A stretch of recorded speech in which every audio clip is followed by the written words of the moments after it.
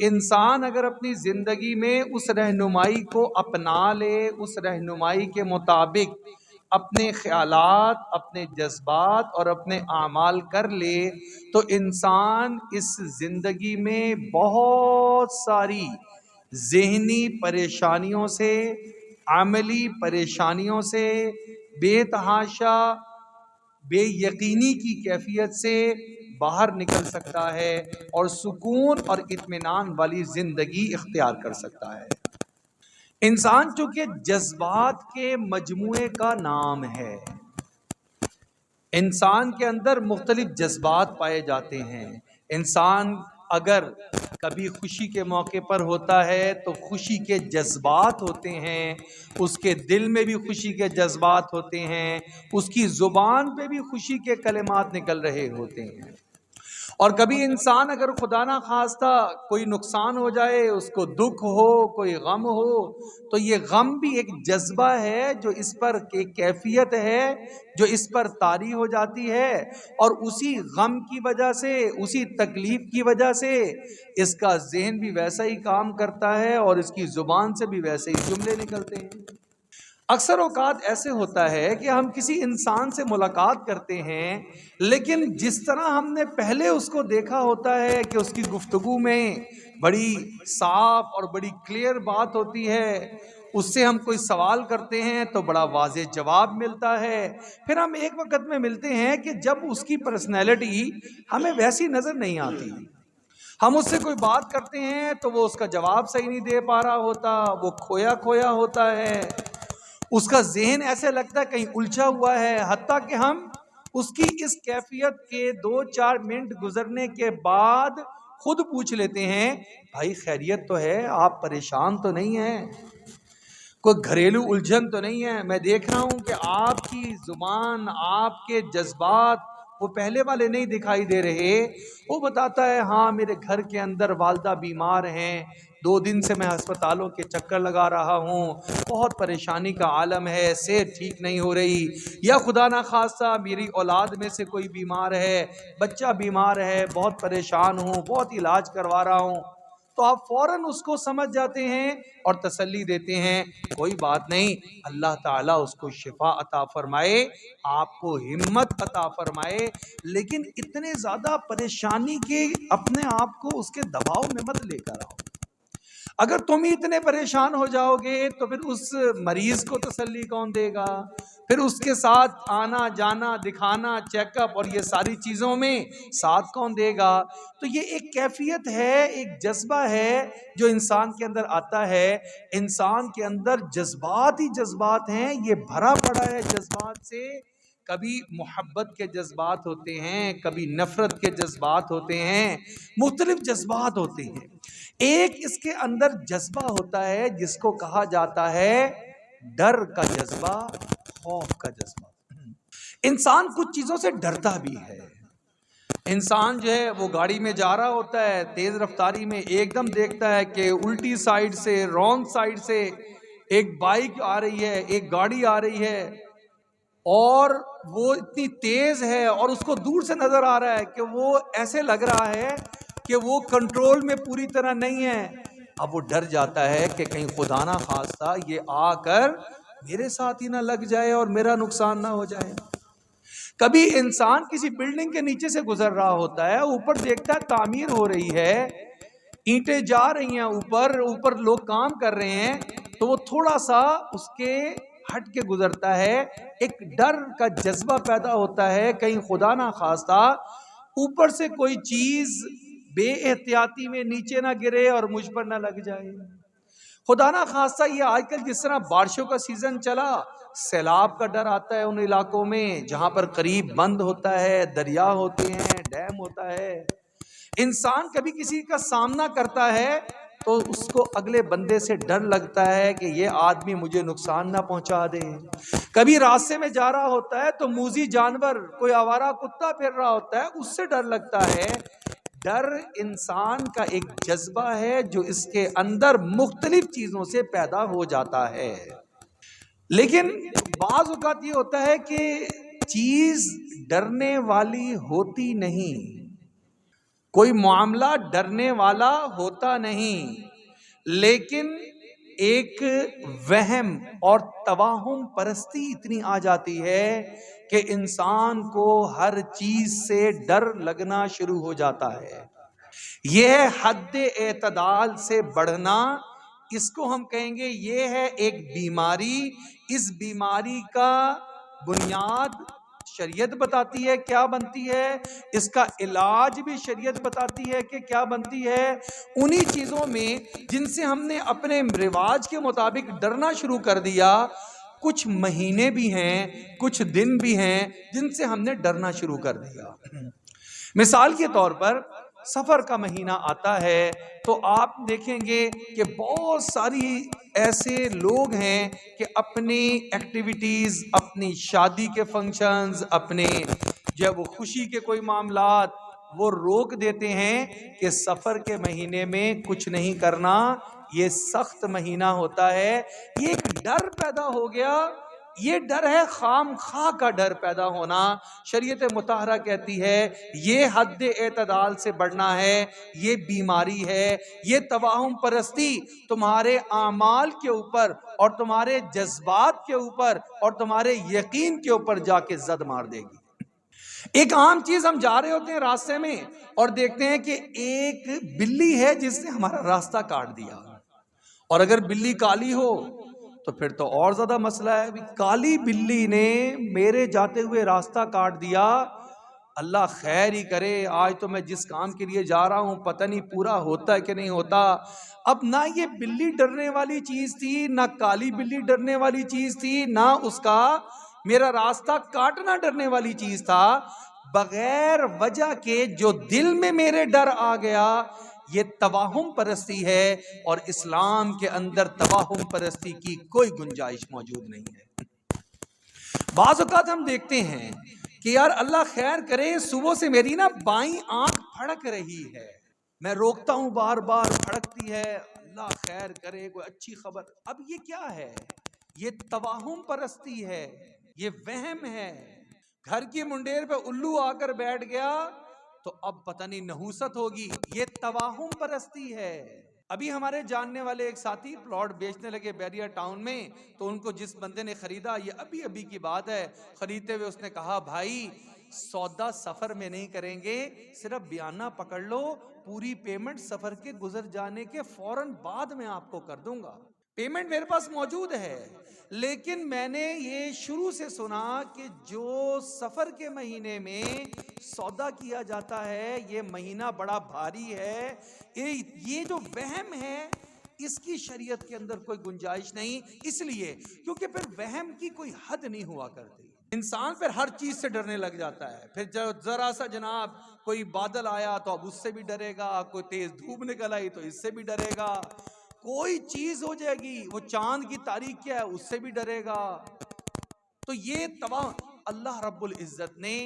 انسانیت پہلے توہم پرستی ہی میں مبتلا بھی تھی اور کمزور ہو چکی تھی،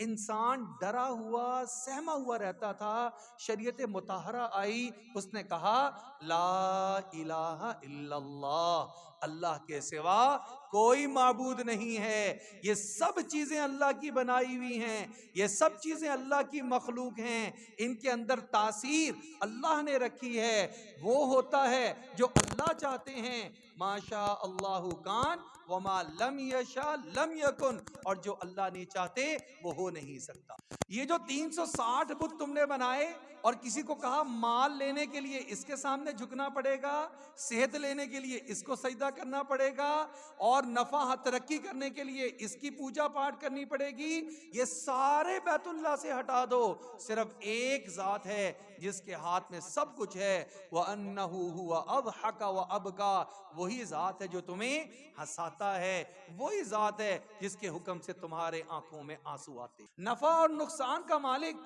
اللہ کی مخلوق میں سے کوئی نہیں ہے، اللہ کی ذات ہے۔ صحت اور بیماری کا مالک اللہ کی ذات ہے، اللہ کے علاوہ کسی کے ہاتھ میں صحت اور بیماری کا معاملہ نہیں، نفع اور نقصان اللہ کے ہاتھ میں ہے، زندگی اور موت اللہ کے ہاتھ میں ہے۔ ان یمسسک اللہ بضر فلا کاشف لہ الا ہو، اللہ نے قرآن میں فرمایا اگر اللہ تمہیں کوئی تکلیف پہنچانے کا فیصلہ فرما دیں، ساری کائنات مل جائے، اس تکلیف کو تم سے دور نہیں کر سکتی۔ وَإِن يُرِدْكَ بِخَيْرٍ فَلَا رَادَّ لِفَضْلِهِ، اور اگر اللہ تمہیں اپنا فضل پہنچانے کا ارادہ فرما لے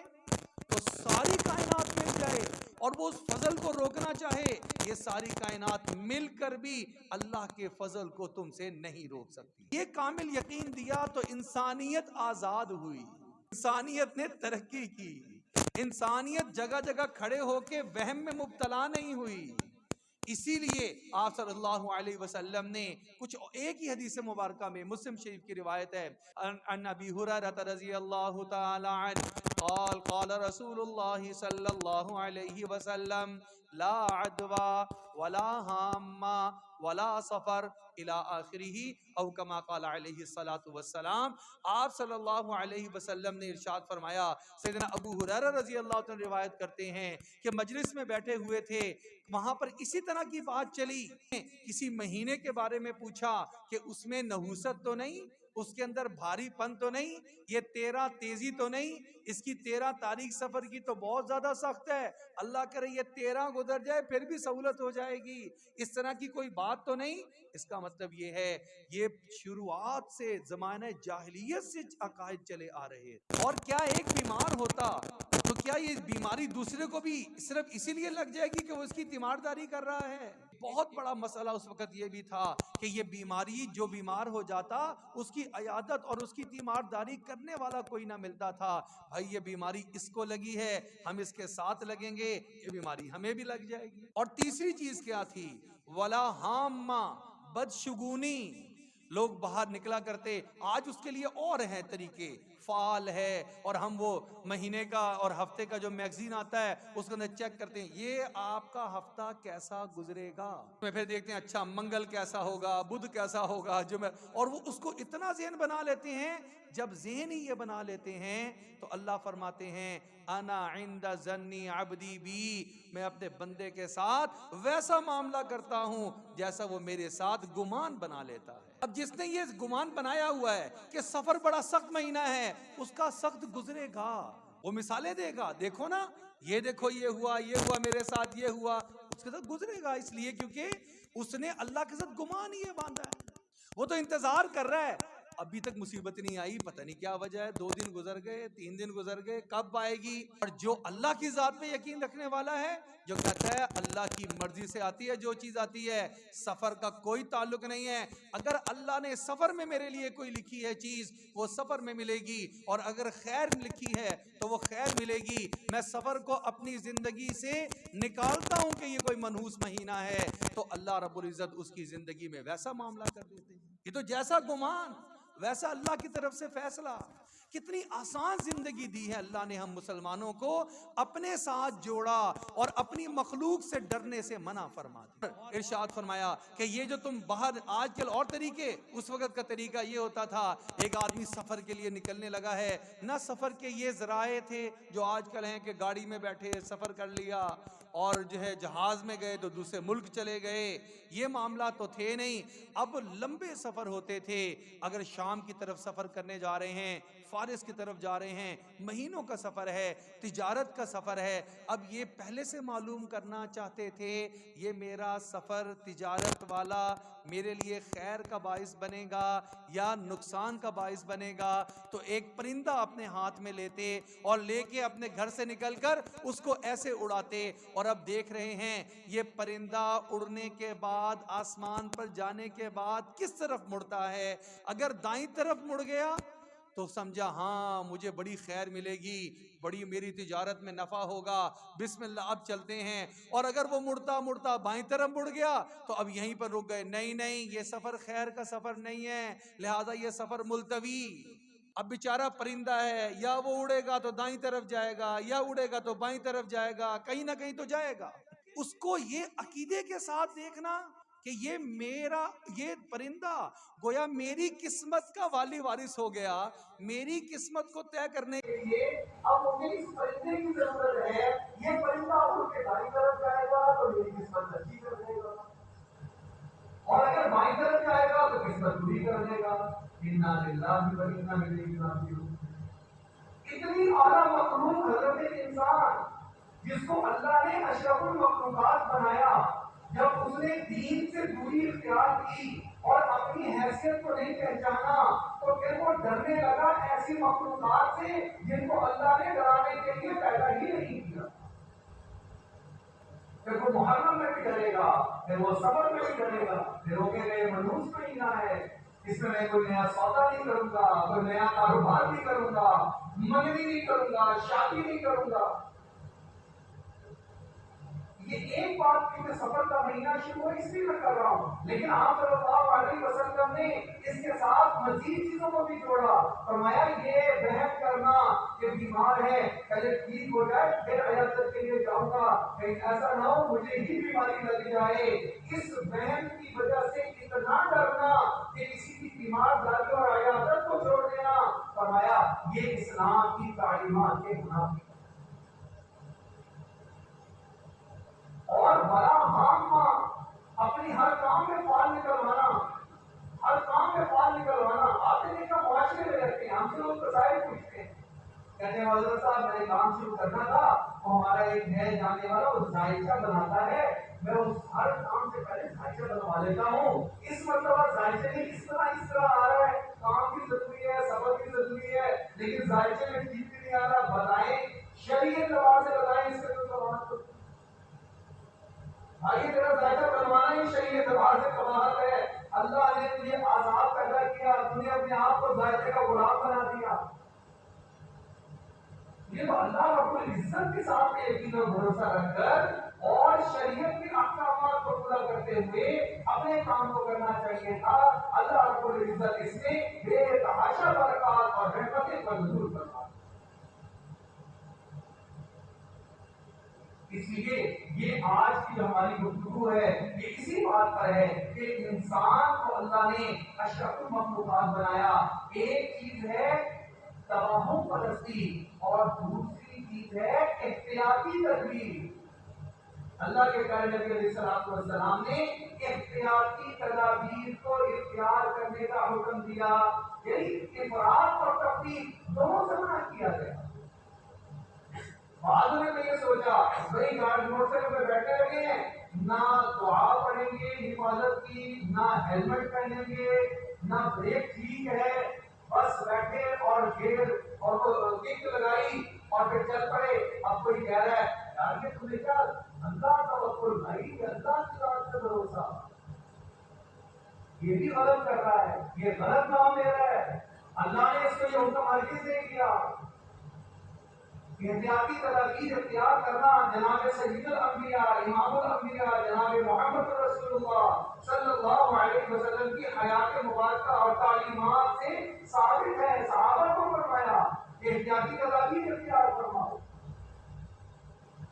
لہذا دو الگ الگ چیزیں ہیں۔ ایک انتہا تو یہ ہے کہ ہر قسم کی ٹھنڈا موسم ہے، ایک کرتا پہنا ہوا ہے اور جانے بعد ٹھنڈے موسم میں آپ کو کہتا ہے بھائی آپ ذرا سویٹر پہنے، آپ لوگ گرم چادر لیں، اللہ مالک ہے۔